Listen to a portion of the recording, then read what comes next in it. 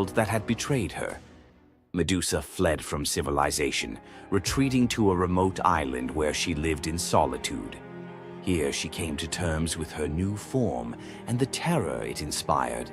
The snakes in her hair hissed constantly, and her reflection, once a source of pride, was now a weapon she couldn't dare to look at. But the world wouldn't let her rest. Tales of the monster of the island spread across Greece, and soon warriors came seeking glory by trying to slay her. None succeeded. Each challenger who entered her domain fell victim to her petrifying gaze, their bodies forever frozen in stone. Medusa's life became one of survival, fending off those who sought to destroy her while grappling with the isolation of her curse. She was trapped in a cycle of violence she didn't choose, but couldn't escape. As the years passed, Medusa's story became twisted.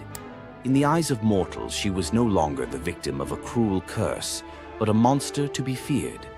The tragic young woman was lost to legend, replaced by the image of a terrifying villain.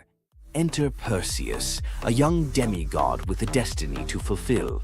Tasked with bringing back Medusa's head as proof of his strength, Perseus embarked on a perilous journey to find her. But unlike the warriors before him, Perseus wasn't relying solely on his skill. He had the favor of the gods. Athena and Hermes provided Perseus with gifts to help him on his quest. Winged sandals to fly, a reflective shield to avoid Medusa's gaze, and a sword sharp enough to cut through anything. Most importantly, he was given a magical bag to safely carry her severed head. Perseus's journey to Medusa's lair was filled with danger, but none compared to the final challenge, facing the Gorgon herself. When Perseus arrived, Medusa was sleeping. For the first time in years, she looked peaceful, an almost human reminder of who she once was. But Perseus couldn't afford to hesitate. Using the reflective shield as a mirror, he avoided her petrifying gaze and struck with precision, severing her head in one swift motion. The blood that spilled from Medusa's neck gave birth to two incredible beings, Pegasus, the winged horse, and Chryser, a golden giant. Even in death, Medusa's body produced miracles, a testament to the power she had carried within her. Perseus carried Medusa's severed head back to Greece, where it became both a trophy and a weapon. Her gaze retained its power, turning enemies into stone, and Perseus used it to defeat his foes and protect his people. But Medusa's story didn't end with her death. Over time, her image transformed from that of a monster to a symbol of strength and defiance. Women, especially, began to reclaim her story, seeing her as a figure who resisted the gods and survived unimaginable betrayal. Today, Medusa is more than a mythological figure. She's an icon. Her face appears in art, literature, and even modern movements that challenge systems of power and oppression. But the question remains, was Medusa truly a monster, or was she a victim of a world that feared her power? Medusa's story is a reminder that myths are more than just tales of gods and heroes. They're reflections of human nature, of the injustices and triumphs we still see today. So, what do you think? Was Medusa a villain, or was she a misunderstood symbol of resilience? Leave your thoughts in the comments. Give this video a like if you found her story as fascinating as we did. And don't forget to subscribe to the channel for more deep dives into the myths and legends that continue to shape our world. Until next time, keep questioning, keep exploring, and keep looking beyond the surface. You thought fairy tales were magical. Think again. The real origins of these classic tales are disturbing, gruesome, and filled with horror. Many of these stories have been sanitized for modern audiences, but their original versions were filled with betrayal, curses, and brutal consequences. From Pinocchio's horrifying fate to the true story of Bluebeard, let's dive into the darker side of fairy tales that history tried to erase. Fairy tales weren't always about happily ever after. Many of them were cautionary tales, warning of real dangers, human cruelty, and supernatural horrors. 1. The original Pinocchio, a gruesome fate. Before Disney made him a lovable puppet, Carlo Collodi's original Pinocchio was a terrifying little troublemaker. Instead of learning his lesson, he was hanged from a tree by a group of bandits, left to suffocate as a punishment for his misdeeds. 2. Bluebeard, the serial killer's tale. Bluebeard was not a misunderstood nobleman. He was a full-blown serial killer. In Charles Perrault's version, Bluebeard marries multiple women and forbids them from entering one locked room. When his latest wife disobeys, she discovers the corpses of his past wives, hanging from hooks. He nearly kills her too, but she's saved at the last second by her brothers. Some believe this gruesome tale was inspired by real-life figures like Gilles de Rais, a nobleman convicted of horrific crimes. 3. The Pied Piper, a tale of mass disappearance. The Pied Piper of Hamelin was not just about a man who played music to lead away rats. He also took the children. In some versions, the town refuses to pay him for his services, so he takes revenge by luring all of their children into a cave, where they are never seen again.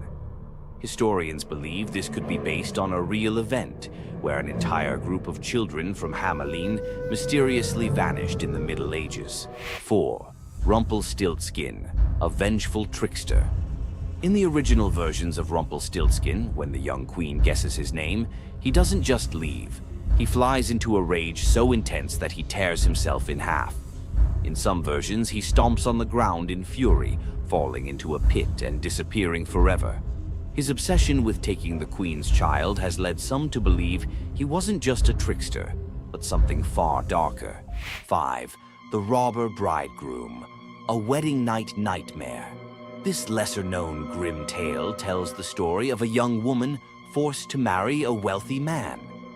Suspicious of her husband-to-be, she follows him to his home, only to discover that he and his band of robbers murder and eat women. She watches in horror as they butcher a young girl, cutting her into pieces.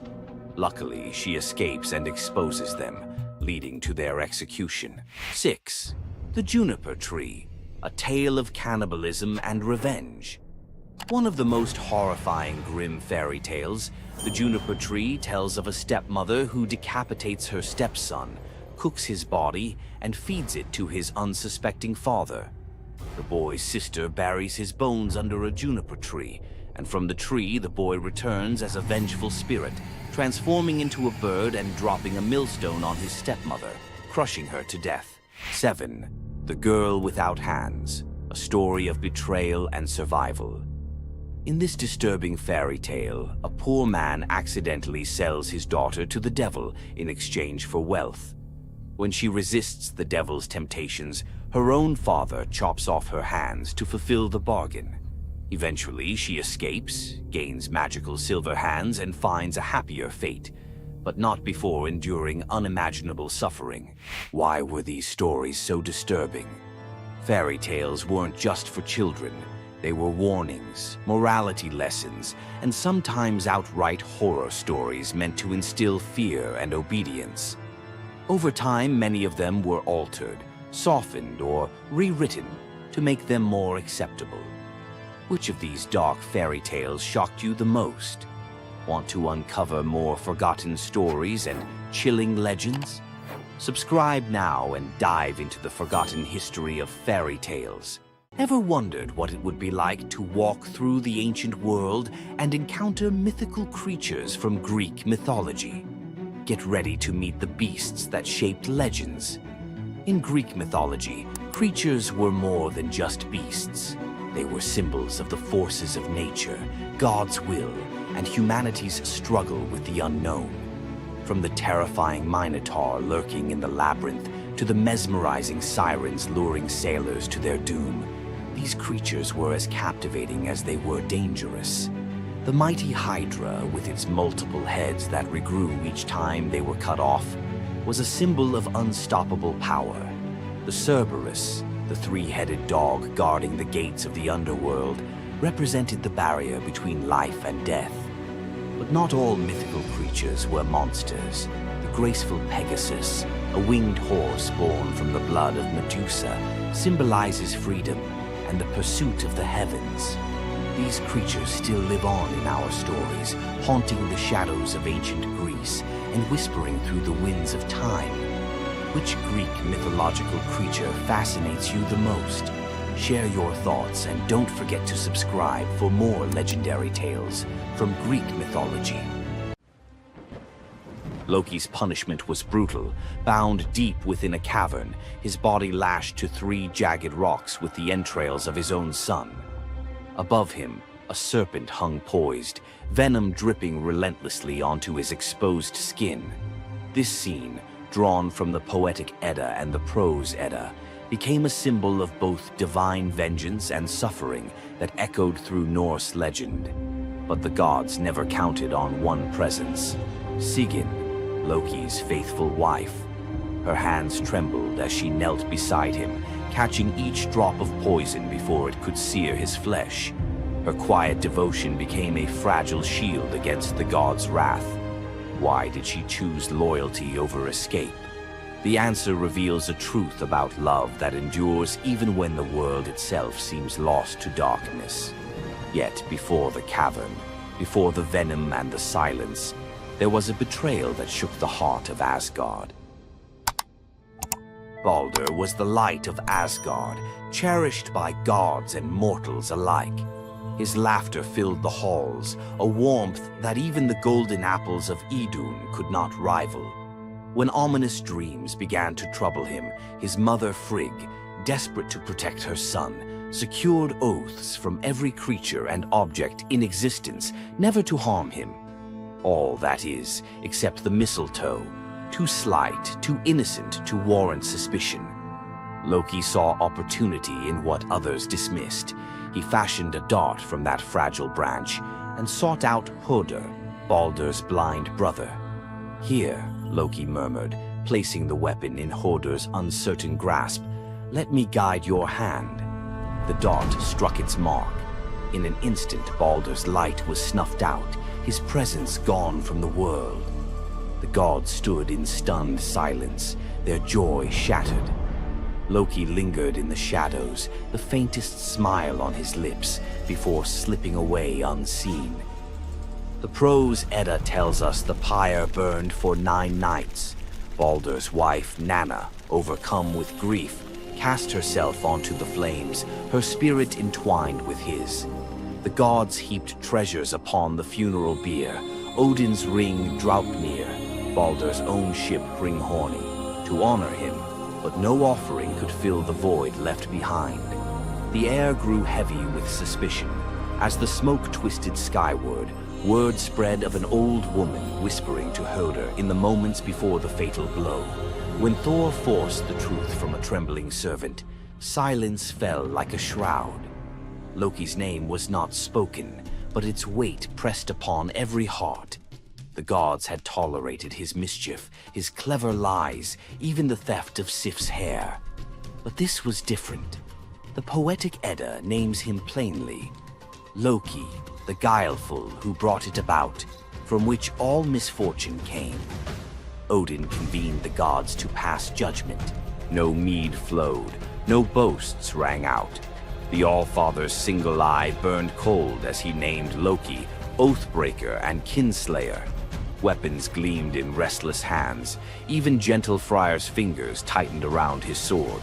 Loki understood the god's fury. He fled Asgard, his mind racing with schemes. As told in the prose Edda, he built a lodge in the mountains, doors on every side, always watching for his pursuers. Still, he could not outrun their vengeance. Odin's gaze found him, even in hiding. When the gods arrived, Loki tried to slip away, transforming into a salmon to evade capture in the river's swift current. But Thor's grip proved stronger than fate. Dragged back through the gates he once helped raise, Loki passed faces twisted with anger and betrayal. The gods' judgment was swift. The path ahead led not to mercy, but to a place where pain and silence waited in the damp and the dark. They forced Loki into the heart of the earth. a cavern where the air pressed cold and heavy, and every sound echoed off stone walls, slick with damp.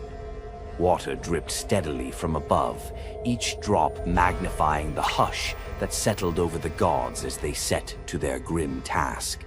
The stench of venom lingered, sharp and persistent, mingling with the iron tang of old blood. Odin's single eye caught the flicker of Skadi's movement. A silent nod passed between them, sealing what would come next. 3 massive boulders, freshly gouged with holes, stood ready. The gods had not brought chains or rope. Instead, they made Loki's punishment a reflection of his own chaos. The prose. Edda tells us they transformed one son, Vali, into a wolf who slew his brother, Nari.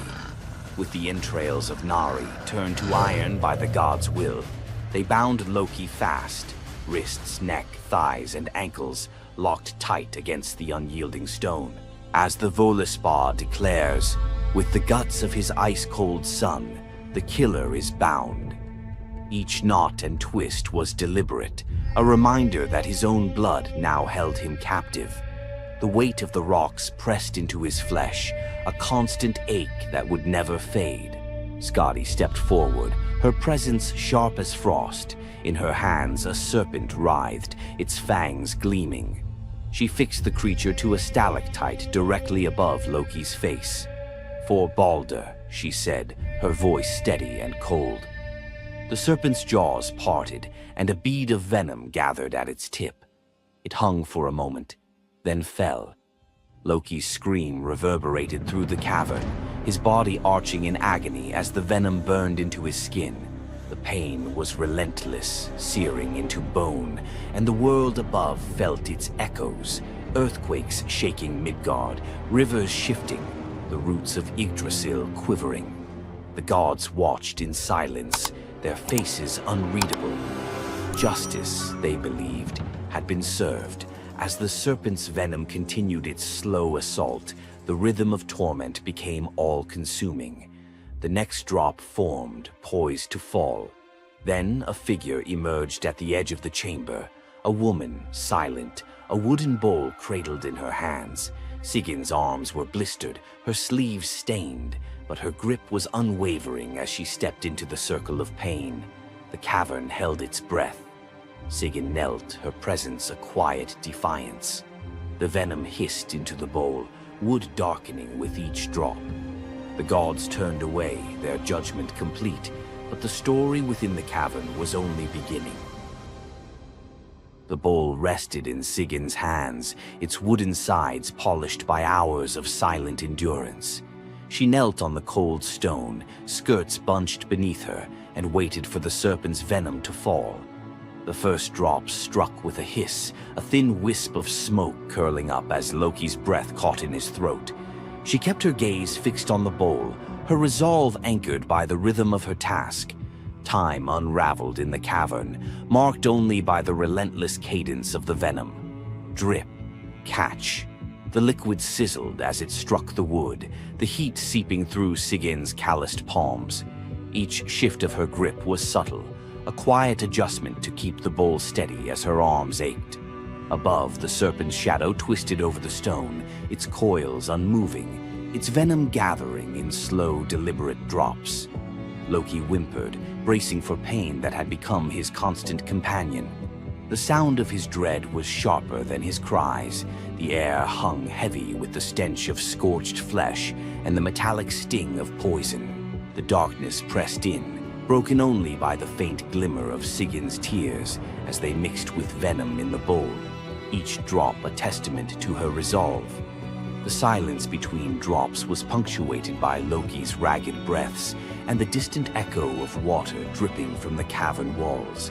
Sigyn's world narrowed to the weight in her arms and the threat above.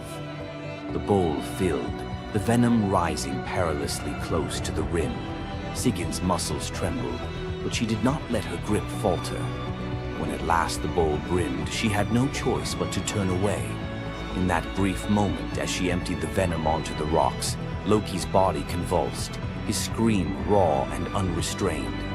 The poison ate into the stone, leaving blackened scars as Sigyn hurried to wipe the bowl clean and return to her vigil.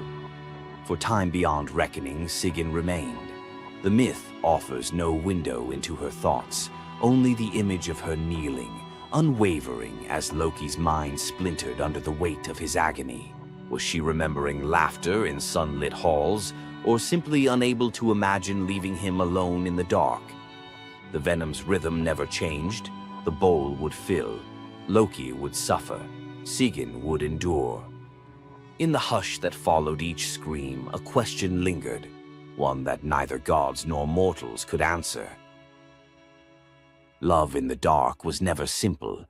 While the gods turned away, Sigyn remained, her presence reshaping the meaning of Loki's punishment. His betrayals had echoed through Asgard, yet her loyalty was a force the gods never expected. The Eddas offer no window into Sigyn's thoughts, recording only her actions. Blistered hands, a steady bowl, venom caught before it could sear flesh. This silence leaves space for us to wonder. Was it love that held her there, or a deeper sense of duty, something older and more enduring than the gods' own laws? Loki, once the master of deception, now depended on the mercy of the one he had so often left in the shadows. When the bowl overflowed and Sigyn turned away, each drip crept like fire through him, twisting his features in agony. His eyes, when they met hers, flickered with both gratitude and resentment. He needed her, but the venom's torment mingled need with bitterness. Still, Sigyn returned every time, catching the next drop before it could fall. The myths do not say what passed between them in those moments, only that she stayed, her resolve unbroken. Scholars often call Sigyn the embodiment of loyalty, the ultimate symbol of spousal devotion. Yet, her sacrifice was more than an act of love. It was a quiet rebellion. By kneeling in the cavern, she defied the gods' vision of justice. Odin had crafted Loki's punishment to be absolute, to break him alone in the dark. Sigyn's refusal to abandon her husband became a shield, her presence a silent protest that denied the gods complete victory. The Eddas never assign her a motive, leaving modern readers to fill the silence with their own questions and interpretations. Was her endurance an act of compassion, or a challenge to the order imposed by the gods? Each drip marked the passage of time, each bowlful a measure of suffering and steadfastness. Loki's laughter, once quick and sharp, faded into broken gasps. His words, sometimes curses, sometimes pleas, found no purchase.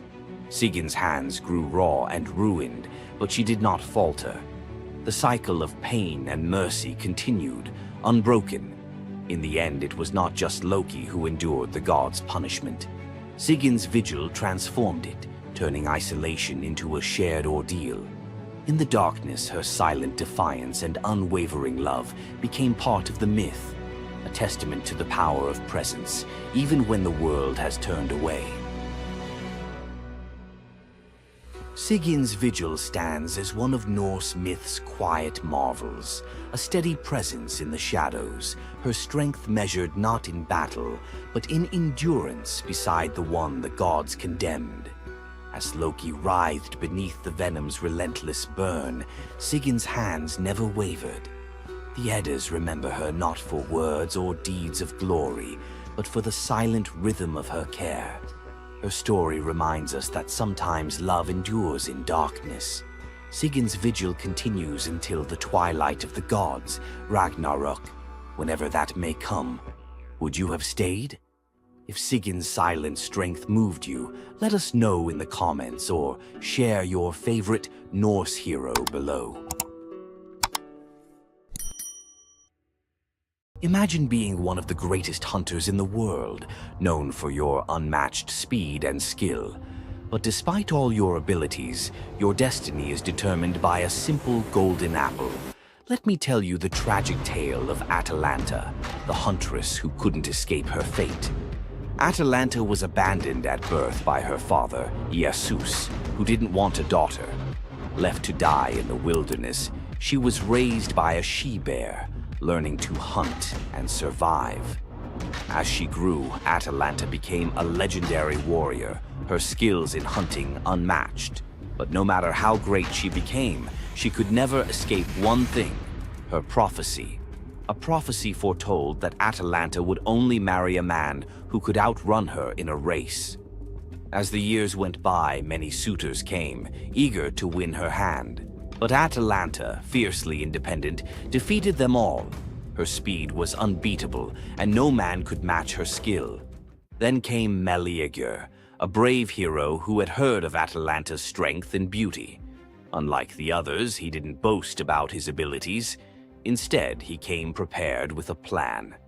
Meleager, knowing Atalanta's curse, asked the goddess Aphrodite for help. She granted him 3 golden apples, which he used to distract Atalanta during their race. As Atalanta raced ahead, confident of her victory, Meleager tossed the apples one by one in her path. The golden apples were so beautiful, they distracted Atalanta just enough to slow her down. In the end, Meleager won the race, and Atalanta was forced to marry him, despite her reluctance to give up her independence. But the story doesn't end in happiness. Atalanta and Meleager's marriage was plagued with regret. Atalanta, still driven by her need for freedom, felt trapped by the very love she couldn't escape. And in the end, Meleager, whose destiny was also marked by the gods, tragically died before she could ever truly be free. Atalanta's story is a tale of love, fate, and the clash between personal destiny and desire. Despite her unmatched strength and independence, her fate was sealed by love, and her story remains a tragic reminder of how even the most powerful can be brought down by what they cannot control. If Atalanta's bittersweet story of fate and love left you in awe, subscribe for more untold Greek myths and the heroes who shaped the ancient world. What makes Zeus, the mighty king of the Greek gods, one of the most fascinating figures in mythology? Is it his unparalleled power over the skies, his cunning strategies, or the sheer drama of his endless affairs? While his tales are legendary, there's one story that stands out: the epic battle that earned Zeus his throne, the Titanomachy. This isn't just a story of a god's rise to power, it's a tale of rebellion, alliances, betrayal, and the ultimate struggle between 2 generations of divine beings.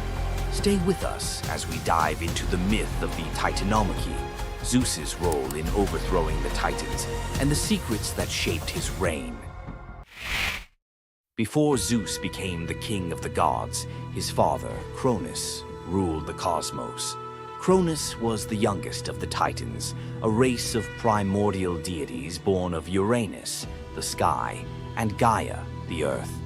The Titans were immensely powerful, but also deeply flawed. Cronus had gained power by overthrowing his own father, Uranus, in a brutal act of betrayal. But just as Cronus had betrayed his father, a prophecy loomed over him, warning that one of his own children would overthrow him. To prevent this, Cronus took a horrifying precaution. He swallowed each of his children as they were born, imprisoning them in his stomach for eternity. But Gaia, the ever-watchful mother of the gods, wasn't about to let this happen again. When Rhea, Cronus's wife, gave birth to Zeus, Gaia devised a plan. Rhea tricked Cronus by handing him a stone wrapped in swaddling clothes, which he swallowed, believing it was his newborn son. Meanwhile, Zeus was spirited away to a hidden cave on the island of Crete, where he was raised in secret. Zeus grew up under the care of nymphs and a goat named Amalthea, who nourished him with her milk. As he matured, Zeus learned of his father's tyranny and vowed to free his siblings and challenge Cronus's rule. Zeus couldn't take on Cronus and the Titans alone. He needed allies. His first move was to rescue his siblings trapped inside Cronus. With the help of the goddess Metis, Zeus tricked Cronus into drinking a potion that caused him to vomit up his children: Hestia, Demeter, Hera, Hades, and Poseidon, fully grown and ready for battle. Now united, the 6 Olympian siblings declared war on Cronus and the Titans. But the Titans were powerful, and the war, known as the Titanomachy, would rage for 10 years with no clear victor. Realizing they needed an advantage, Zeus turned to the most unlikely of allies, the Hecatonchires and the Cyclopes. These were monstrous children of Gaia and Uranus, imprisoned in Tartarus by Cronus out of fear of their immense power. The Hecatonchires had 100 hands and unparalleled strength, while the Cyclopes were master craftsmen. Zeus descended into Tartarus, defeated its terrifying guardians, and freed these imprisoned beings. In gratitude, the Cyclopes forged weapons for Zeus and his brothers. Zeus received the thunderbolt, Poseidon the trident, and Hades a helmet of invisibility. With these tools and the raw power of the Hecatonchires, the Olympians finally had the upper hand. The final clash of the Titanomachy was a cosmic spectacle. The Titans, led by Cronus, unleashed their full fury, shaking the very foundations of the universe. Mountains crumbled, seas boiled, and the skies erupted in chaos. But Zeus and his allies were relentless. Zeus hurled his thunderbolts with unerring precision, scorching the battlefield and scattering the Titans' ranks. Poseidon unleashed massive earthquakes, and Hades used his helmet of invisibility to sow confusion among their enemies. The Hecatonchires proved invaluable, hurling massive boulders with their 100 hands, overwhelming the Titans. One by one, the Titans fell, their immense power no match for the combined might of the Olympians and their allies. Cronus was the last to fall. Zeus struck him down with a thunderbolt so powerful that it split the skies. With Cronus's defeat, the Titanomachy was over. With the Titans defeated, Zeus and his siblings faced a choice: what to do with their vanquished foes. In a move both strategic and ruthless, Zeus imprisoned the Titans in Tartarus, deep within the underworld, where they would remain for eternity under the watchful eye of the Hecatonchires. Zeus then divided the cosmos with his brothers. He claimed the skies as his domain, Poseidon took the seas, and Hades ruled the underworld. Together, they established the rule of the Olympians, with Zeus as their undisputed king. But the Titanomachy left scars.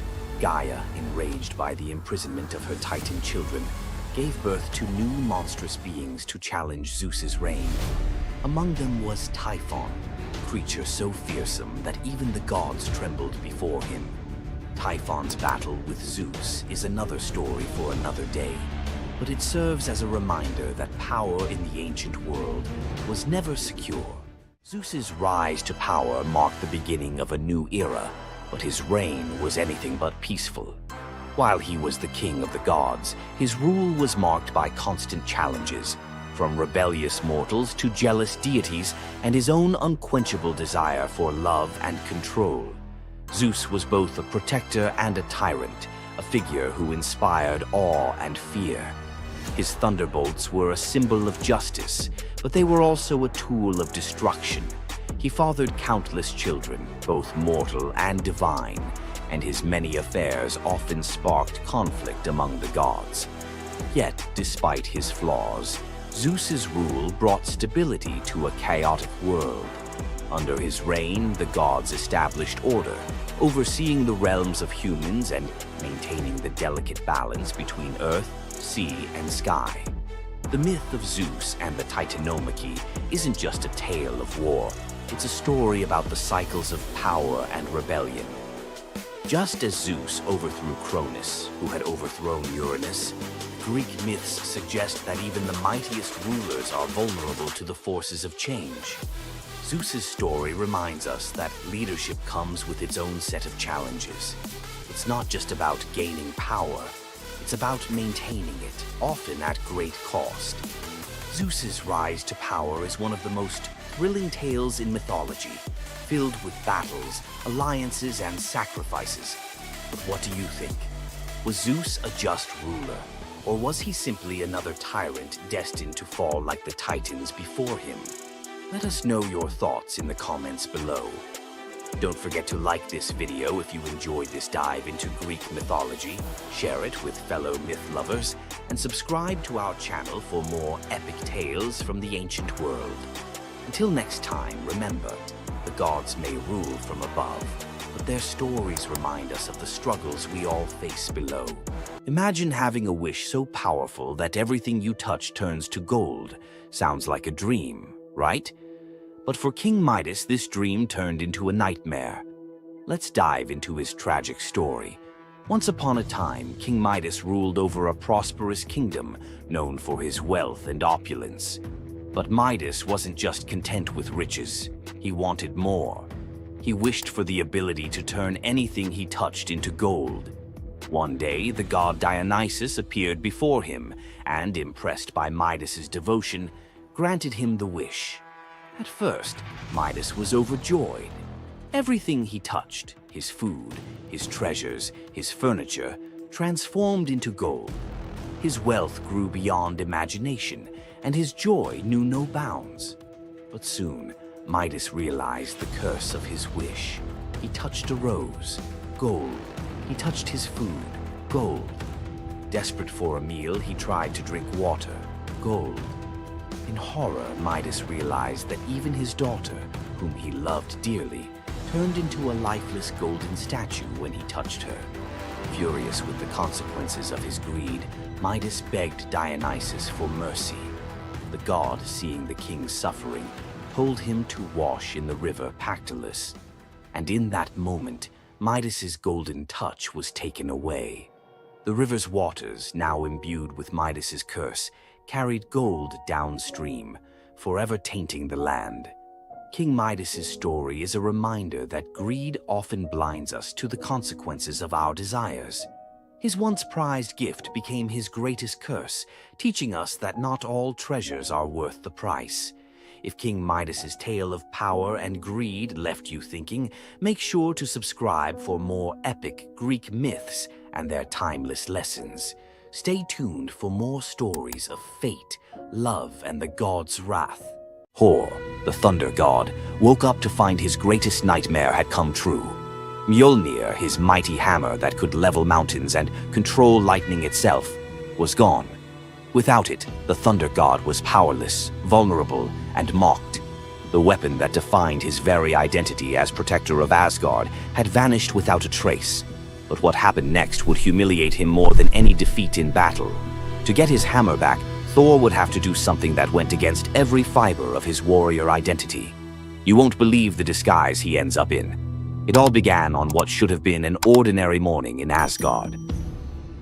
Picture Thor reaching for the leather grip that had been at his side for countless centuries, his fingers closing around nothing but empty air. The spot where Mjolnir should rest felt cold and wrong, like a missing tooth that your tongue keeps finding.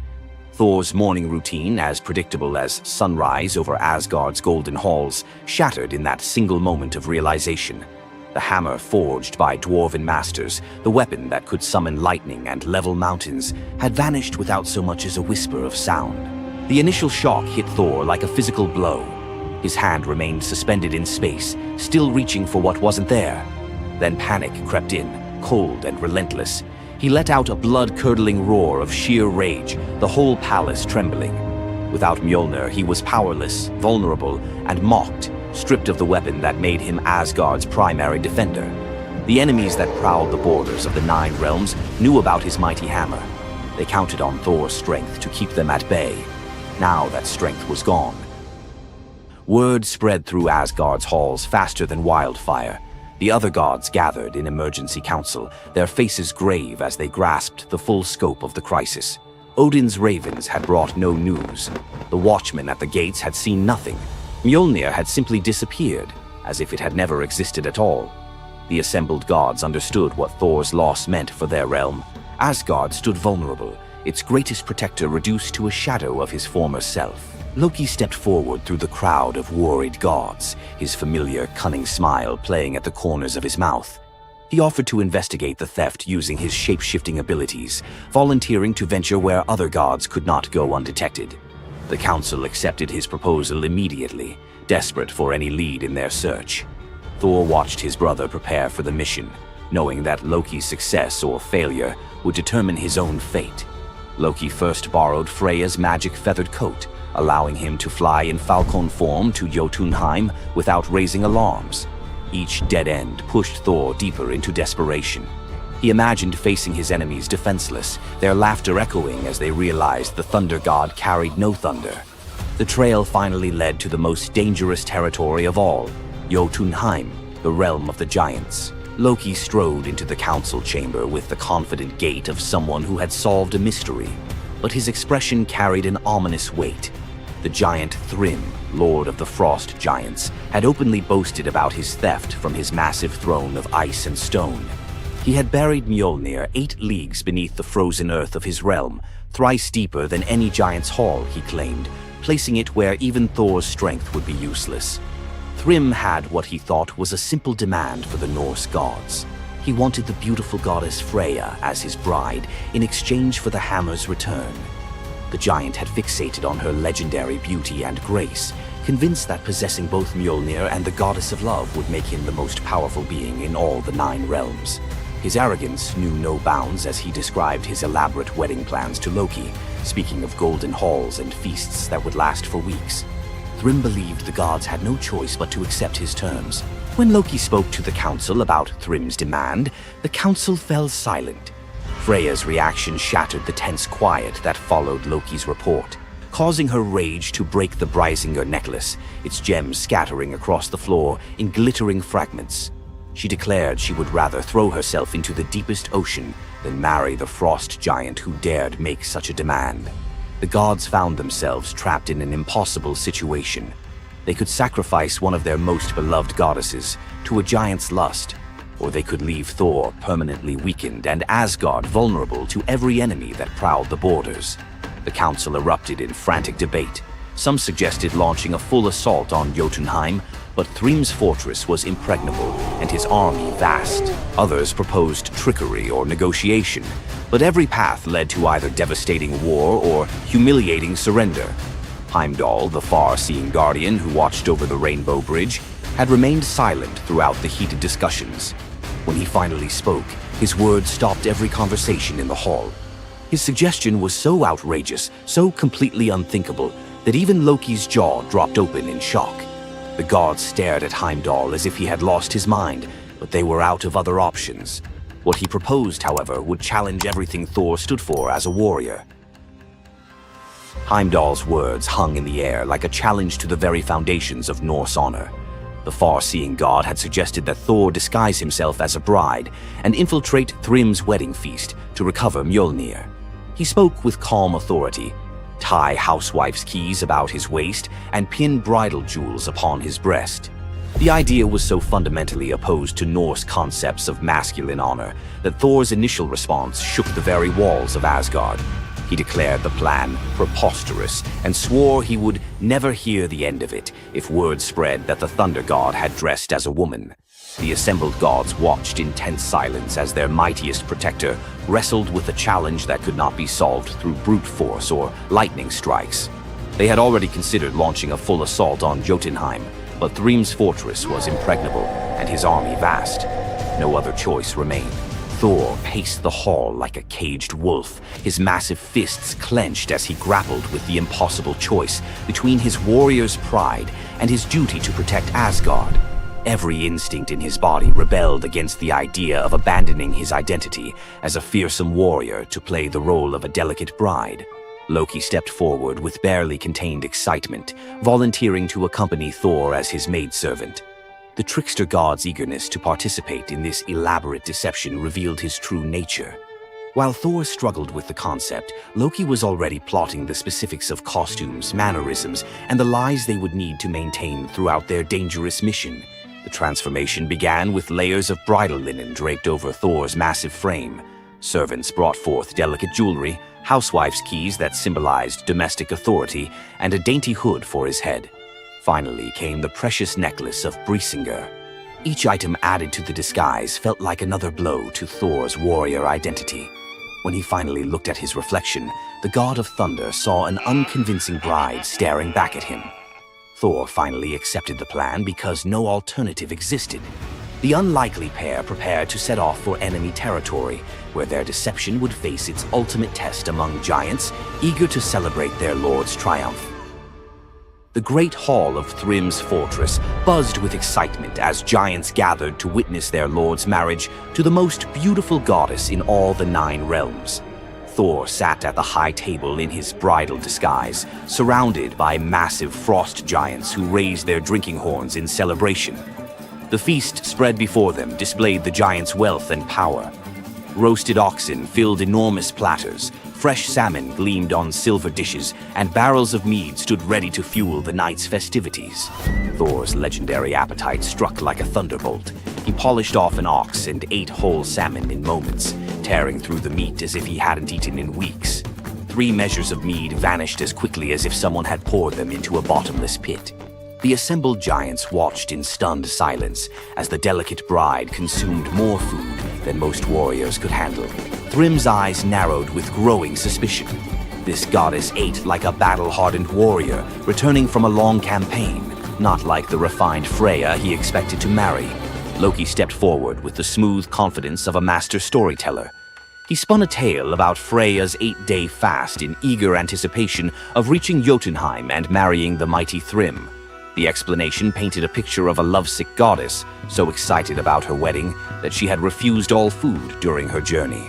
The giants nodded in understanding, their suspicions melting away as they accepted this romantic explanation. Thrym felt honored by such devotion and relaxed completely, his doubts vanishing. Beneath his bridal veil, Thor's rage simmered like molten metal ready to explode. Every moment at the feast brought new challenges as he struggled to maintain feminine mannerisms while surrounded by his enemies. His massive hands shook with barely controlled fury as he watched the giants celebrate what they believed was their victory over Asgard. The critical moment finally arrived. Thrym commanded his servants to bring Mjolnir forth, the very moment Thor had trained his eyes on since dawn. The servants placed the legendary weapon before the disguised bride as part of the traditional ceremony. Thor's fingers closed around Mjolnir's familiar handle, and lightning immediately crackled through the hall. He ripped away his bridal veil and roared his true identity to the shocked giants. Thrym's eyes widened in terror as he realized the bride he had been celebrating was actually the god of thunder himself. Thor swung Mjolnir, killing Thrym instantly after crushing his skull with Mjolnir, then turned on the assembled giants, and even the pleading giantess met Mjolnir's crack before the hall fell silent. The theft that had begun with arrogance ended in complete destruction. This tale reveals how even the mightiest heroes must sometimes sacrifice their pride to protect what matters most. Back in Asgard, the Aesir never spoke of the bearded bride again, though a few still hide a smirk when Thor raises Mjolnir. And we end this story with a very valuable lesson.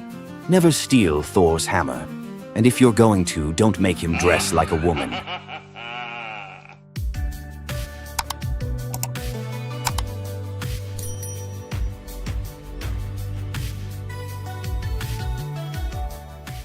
What would you do if you gave up everything for love, only to be betrayed by the one you trusted most?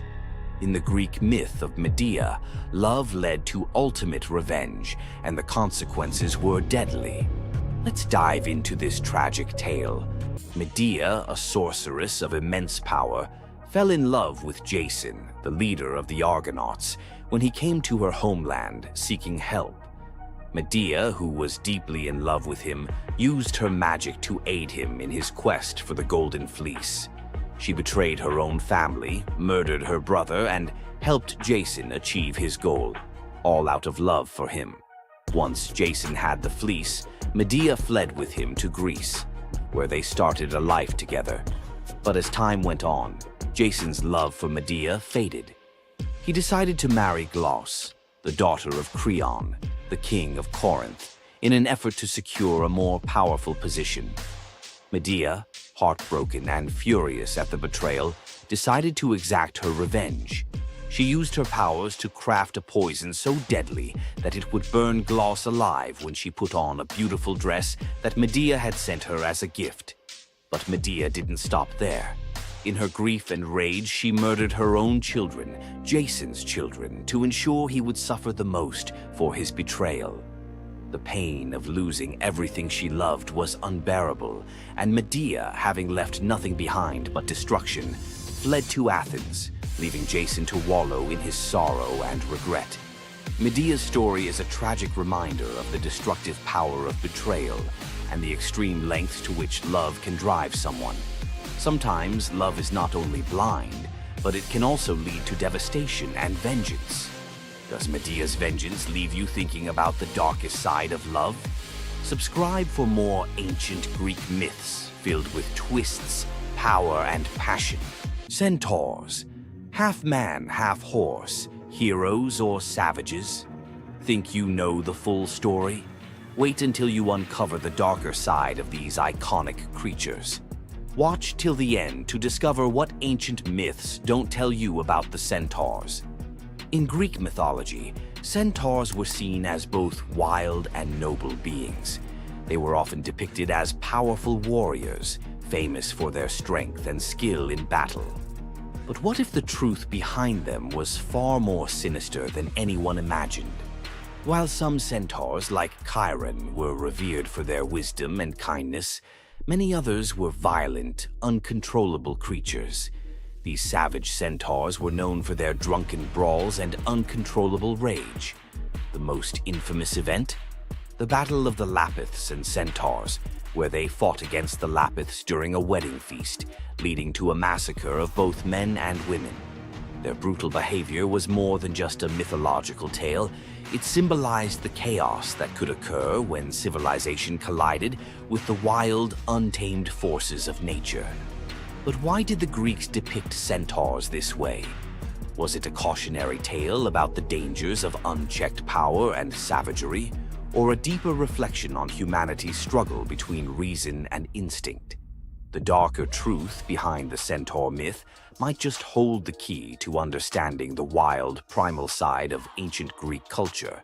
Centaurs are more than just mythical beasts. They represent the conflict within us all. If you're fascinated by the hidden truths of ancient myths, don't forget to subscribe for more dark stories from Greek mythology. You've heard of a goddess whose beauty was unmatched.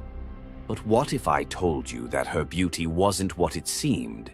In fact, her allure led to some of the darkest consequences in ancient myth. This goddess, adored by many, held the power to captivate anyone with a mere glance. She was so beautiful that her charm could sway the gods, kings, and mortals alike. But this beauty came with a deadly price. The goddess we're talking about is none other than Aphrodite, the Greek goddess of love and beauty. While she is often depicted as the epitome of grace, sensuality, and allure, her beauty was more of a curse than a gift. Aphrodite's powers extended beyond just physical beauty. Her charm was irresistible, but it came at a cost. Her very presence could bring turmoil. Many heroes and kings fell victim to their obsession with her. Take Paris, for instance. His decision to choose Aphrodite as the fairest of the goddesses set in motion the events that led to the Trojan War.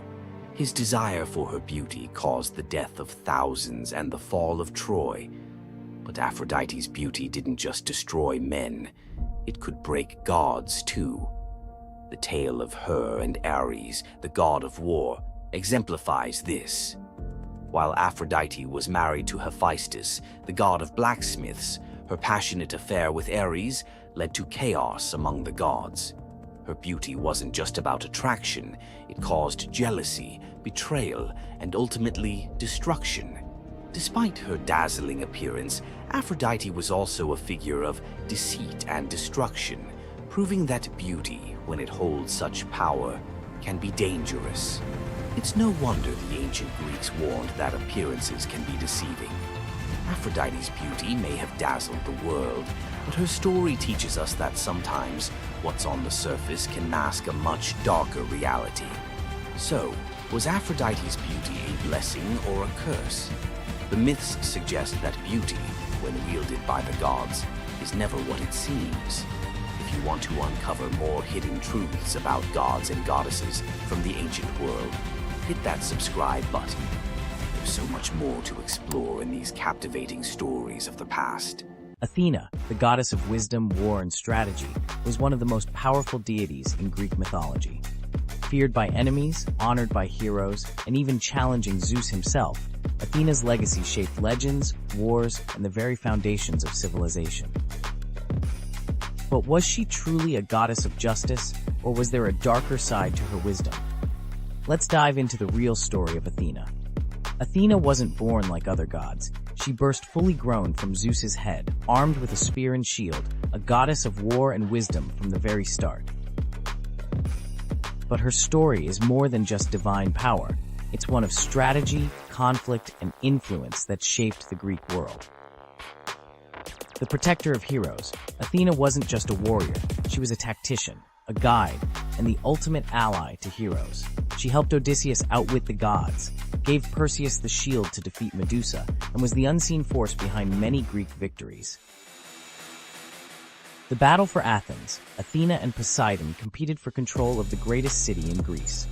Poseidon offered a mighty ocean, but Athena gave the olive tree, a symbol of wisdom and prosperity. The people chose her gift, and Athens was named in her honor. The merciless judge? Athena may have been wise, but was she just? When Medusa was assaulted in her temple, Athena didn't punish Poseidon, she punished Medusa, turning her into a monster. Later, she created the first court of law, showing her power wasn't just in battle, it was in justice, law, and politics. Wisdom and war, always balanced. Unlike Ares, the god of chaos and bloodshed, Athena's warfare was tactical, calculated, and precise. She was the goddess of the battlefield, but also the goddess of philosophy, craftsmanship, and knowledge, a balance between violence and intelligence. Her lasting legacy, Athena's symbols, the owl, the shield, and the olive tree, still represent wisdom, strategy, and peace today. The Parthenon, her great temple, still stands, and her influence can be seen in modern philosophy, war strategy, and even democracy itself. Athena wasn't just a goddess of wisdom. She was a warrior, a ruler, and a force that shaped civilizations. But was she truly wise, or just the ultimate strategist who always got her way? Want more deep dives into legendary gods and goddesses? Subscribe now and uncover the myths and realities of ancient deities. Imagine a woman so terrifying that a single glance from her could turn anyone into stone. Medusa, a name that echoes through history as a monster, a villain, and a symbol of pure horror. But what if everything you thought you knew about her was wrong? Medusa wasn't always a monster. Her story is one of betrayal, injustice, and a curse she never deserved. She wasn't born a villain. She was made into one by the gods themselves. But even as a victim, she found a way to turn her tragedy into power. Today, we'll unravel the myth of Medusa and discover the deeper truth behind her story. From her tragic origins to her transformation into a feared Gorgon, to her epic confrontation with Perseus. This is the tale of Medusa like you've never heard it before. Long before the snakes, before the curse, Medusa was a mortal woman of extraordinary beauty. She wasn't born a monster. She was born human, the daughter of the sea gods, Phorcys and Ceto, while her sisters, Stheno and Euryale, were immortal Gorgons. Medusa stood apart as the only mortal among them. But it wasn't her mortality that set her apart.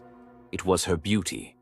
Medusa's golden hair, radiant complexion, and striking eyes captured the attention of everyone, even the gods. She served as a priestess in the temple of Athena, goddess of wisdom and war, vowing to remain pure and devoted to the goddess. This is where her life took a tragic turn. According to the myth, Poseidon, the god of the sea, became infatuated with Medusa. Overcome by desire, he pursued her relentlessly, and one fateful day he cornered her in Athena's temple. Medusa, defenseless, could not escape his wrath. But instead of protecting her, Athena turned her fury against Medusa. The goddess, enraged by the desecration of her temple, cursed Medusa for what had happened, punishing the victim instead of the perpetrator. Athena's curse transformed Medusa into a gorgon, a being so hideous that no one could bear to look at her. Her golden hair turned into a nest of venomous snakes, and her eyes became so powerful that a single glance could turn living creatures to stone. This moment defined Medusa's new existence. Once revered for her beauty, she was now feared and hunted as a monster. But beneath the horror of her transformation lay a deeper question. Was Medusa truly cursed, or had she been given a weapon to defend herself in a world that had betrayed her? Medusa fled from civilization, retreating to a remote island where she lived in solitude. Here she came to terms with her new form and the terror it inspired. The snakes in her hair hissed constantly, and her reflection, once a source of pride, was now a weapon she couldn't dare to look at. But the world wouldn't let her rest. Tales of the monster of the island spread across Greece, and soon warriors came seeking glory by trying to slay her. None succeeded. Each challenger who entered her domain fell victim to her petrifying gaze, their bodies forever frozen in stone. Medusa's life became one of survival, fending off those who sought to destroy her while grappling with the isolation of her curse. She was trapped in a cycle of violence she didn't choose, but couldn't escape. As the years passed, Medusa's story became twisted. In the eyes of mortals, she was no longer the victim of a cruel curse, but a monster to be feared. The tragic young woman was lost to legend, replaced by the image of a terrifying villain. Enter Perseus, a young demigod with a destiny to fulfill. Tasked with bringing back Medusa's head as proof of his strength, Perseus embarked on a perilous journey to find her. But unlike the warriors before him, Perseus wasn't relying solely on his skill. He had the favor of the gods. Athena and Hermes provided Perseus with gifts to help him on his quest.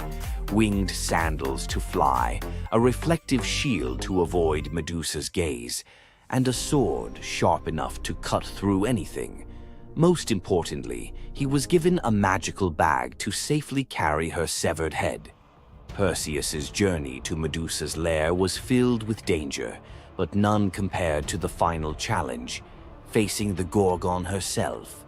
When Perseus arrived, Medusa was sleeping. For the first time in years, she looked peaceful, an almost human reminder of who she once was. But Perseus couldn't afford to hesitate. Using the reflective shield as a mirror, he avoided her petrifying gaze and struck with precision, severing her head in one swift motion. The blood that spilled from Medusa's neck gave birth to two incredible beings, Pegasus, the winged horse, and Chryser, a golden giant. Even in death, Medusa's body produced miracles, a testament to the power she had carried within her. Perseus carried Medusa's severed head back to Greece, where it became both a trophy and a weapon. Her gaze retained its power, turning enemies into stone, and Perseus